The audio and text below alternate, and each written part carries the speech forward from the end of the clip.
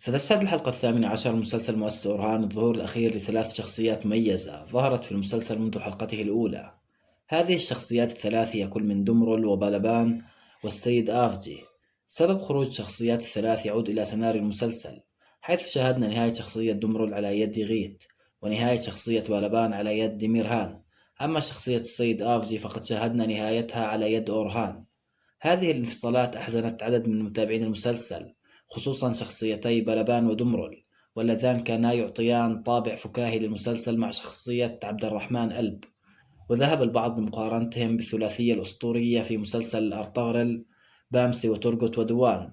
هذه الانفصالات من المتوقع أن يقابلها انضمامات جديدة للمسلسل، وستتضح هذه الانضمامات أكثر خلال الحلقات المقبلة إن شاء الله سبحانه وتعالى.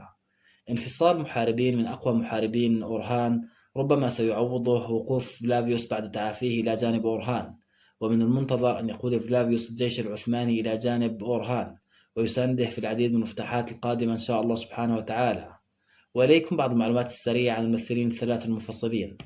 إبراهيم جيمتك ممثل تركي من مواليد مدينة اسطنبول التركية بتاريخ 30/8/1989. الممثل بالغ من العمر 36 سنة، يبلغ طوله 184 سم ويبلغ وزنه 80 كيلوغرام وديانته هي الإسلام.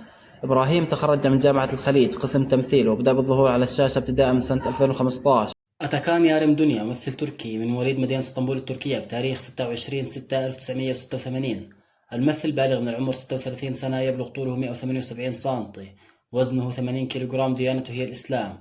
أتاكان قام بدراسة المسرح في جامعة اسطنبول، وبدأ مسيرته الفنية من خلال العمل على خشبة المسرح. أول ظهور له على الشاشة كان سنة 2015. توفيق إرمان كوتلو ممثل تركي من مواليد مدينة اسطنبول التركية بتاريخ 1/10/1979. الممثل بالغ من العمر 45 سنة، يبلغ طوله 187 سم وديانته هي الإسلام.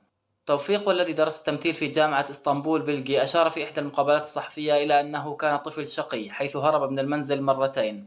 أول ظهور له على الشاشة كان سنة 2011.